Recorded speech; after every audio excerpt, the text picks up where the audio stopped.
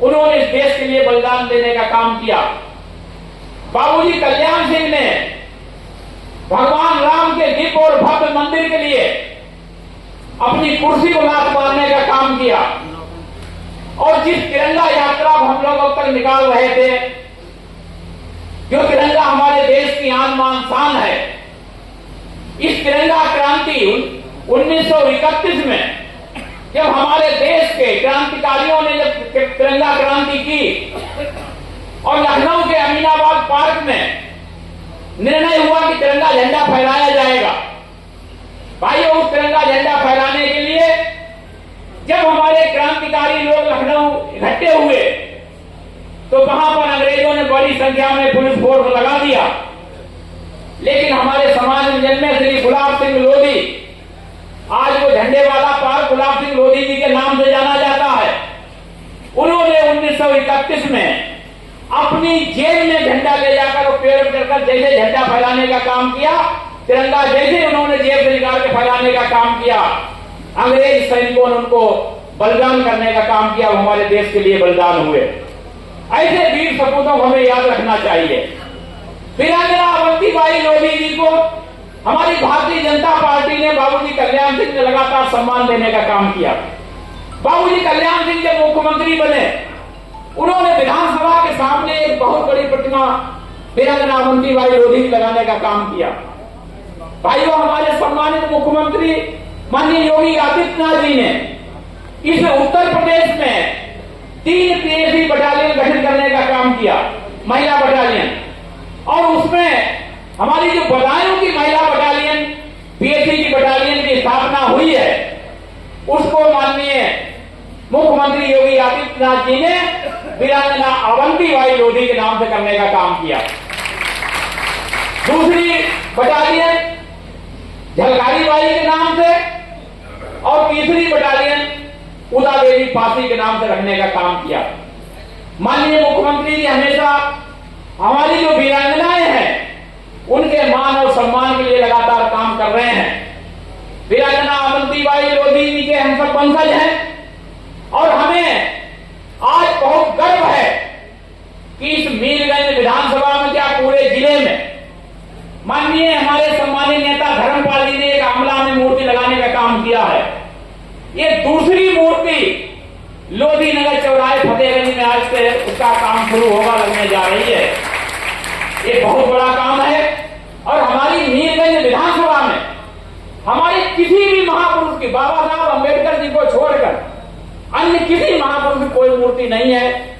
हम आपको विश्वास दिलाते हैं, यहाँ के चेयरमैन से, फतेहगंज के चेयरमैन से, यहाँ की जो बोर्ड की मीटिंग हुई उसमें माननीय हमारे संजय चौहान जी और सब लोग बोर्ड की मीटिंग में थे, आप लोगों ने 5 मूर्तियां बोर्ड से प्रस्ताव पास करा दिया है।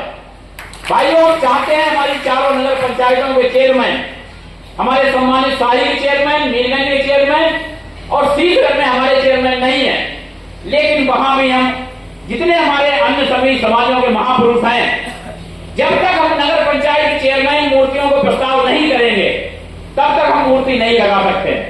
लेकिन फतेहगंज के चेयरमैन से हमने 5 महापुरुषों की मूर्तियों का यहां पर प्रस्ताव करा लिया है। उसमें वीरांगना अवंतीबाई मूर्ति का धन स्वीकृत हो गया, लगने जा रही है। उसके बाद में हमारे सम्राट अशोक जी की, हमारे सम्मानित सरदार वल्लभ भाई पटेल जी की, हमारे सम्मानित महर्षि कश्यप जी की, अन्य और 2 मूर्तियां कौन सी हैं? महाराणा प्रताप जी की और भगवान परशुराम जी की। ये 5 मूर्तियों का प्रस्ताव नगर पंचायत फतेहगंज के चेयरमैन ने पास करा लिया है बोर्ड की मीटिंग से, और ये धीरे धीरे हमारी सभी नगर पंचायत फतेहगंज में लगेगी। जो कि चुनाव सर पर है, तो मैं भी नहीं चाहता हूं किसी प्रकार का विवाद हो, लेकिन चुनाव के बाद हम आपको विश्वास दिलाते हैं कि हम शाही, सीकर और मीरगंज में भी निश्चित तौर पर अपनी बोर्ड की मीटिंगों में अपने महापुरुषों की मूर्तियां लगाने के लिए वहां भी प्रस्ताव करा देंगे। भाइयों, जब हमारे चेयरमैन प्रस्ताव कर देंगे उसके बाद ही पैसा स्वीकृत हो पाता है, वरना नगर में मूर्ति नहीं लग सकती। मीरगंज के लिए भी हमने कई मूर्तियों के प्रस्ताव के लिए उत्तर प्रदेश सरकार को भेजा है। शाही में कुछ मूर्तियां लगाने के लिए भी हमने उत्तर प्रदेश सरकार को प्रस्ताव भेजा है और शीतगढ़ के लिए भी भेजा है। लेकिन चूंकि बोर्ड में जब तक पास नहीं होगी तब तक उत्तर प्रदेश सरकार धनापुक्त नहीं करेगी।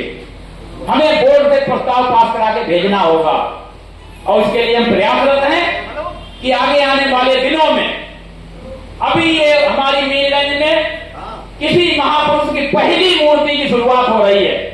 आगे आने वाले दिनों में हम अपने सर्व समाज के जितने हमारे महापुरुष हैं आगे उनकी भी मूर्तियां लगवाने का काम करेंगे। भाइयों, जहां तक ये मीरगंज विधानसभा की बात है, हमारे भाई छोटे लाल जी बेग में ज्यादा उसमें आ जाते हैं, आवेश में कुछ गलत शब्द उनके मुंह से भी निकला, उसके लिए मैं क्षमा चाहता हूं। लेकिन भाइयों, ये बात निश्चित है कि जब तक आपकी राजनीतिक हिस्सेदारी नहीं है तब तक आपको कोई पूछने वाला नहीं है। जिन जिन क्षेत्रों में, उत्तर प्रदेश के जिन जिन क्षेत्रों में आपकी राजनीतिक हिस्सेदारी नहीं है वहां आपको कोई पूछने वाला नहीं है।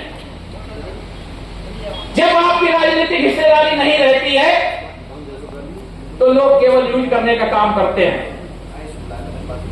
हम अपनी पार्टी भारतीय जनता पार्टी के आभारी हैं कि हमारी भारतीय जनता पार्टी ने इस देश में अगर 2 मुख्यमंत्री देने का काम किया है तो केवल हमारी पार्टी ने देने का काम किया है। बाबूजी कल्याण सिंह को उत्तर प्रदेश से मुख्यमंत्री बनाने का काम किया तो दीदी उमा भारती जी को मध्य प्रदेश में मुख्यमंत्री बनाने का काम किया। आज हमारी उत्तर प्रदेश में आमला से आदरणीय श्री धर्मपाल जी कैबिनेट मंत्री हैं और साथ ही सरकार में हमारे 2 राज्य मंत्री भी हैं। मध्य प्रदेश सरकार में भी हमारे सम्मानित पूर्व केंद्रीय मंत्री प्रहलाद पटेल सहित 3 मंत्री हैं। भाइयों, यहां पर हमारे सम्मानित नेता आदरणीय सत्यपाल गंगवार जी और बहुत ही सम्मानित नेता हमारे श्री भंवरलाल मौर्य जी बैठे हैं। आप लोगों का सदैव आशीर्वाद हम लोगों पर रहता है। इससे पहले हमारे सम्मानित गवर्नर, यहां से सम्मानित सांसद रहे परम आदरणीय श्री संतोष गंगवार जी का हम पे आप पे हमेशा आशीर्वाद रहा है। जब हमारे सम्मानित नेताओं का आशीर्वाद हम लोगों पर है इसलिए कहीं चिंता करने की जरूरत नहीं है। भाई, जब 2017 में आपने सब लोगों ने मिलकर, यहाँ के सर्व समाज ने मिलकर जब हमें विधायक बनाने का काम किया है, उत्तर प्रदेश में 17 में माननीय योगी जी की सरकार बनी। भाइयों, हमारी पूरी मीरगंज विधानसभा में आप सब गवाह हैं। अगर 1 किलोमीटर कहीं रोड साबित हो तो बता दो, 1 किलोमीटर रोड साबित मिला हो। आज आप सबके माध्यम से मैं कहना चाहता हूं, आपको कहीं 2 किलोमीटर रोड रह गया वो हमें बता दीजिए, वो भी करवा दूंगा। किसी कहीं क्षेत्र में 100 से ज्यादा गांव ऐसे थे जहां विद्युतीकरण नहीं था। आज कहीं रह गया हो तो बता दीजिए, उसे भी करा दूंगा।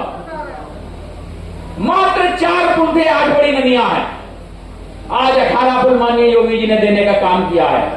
18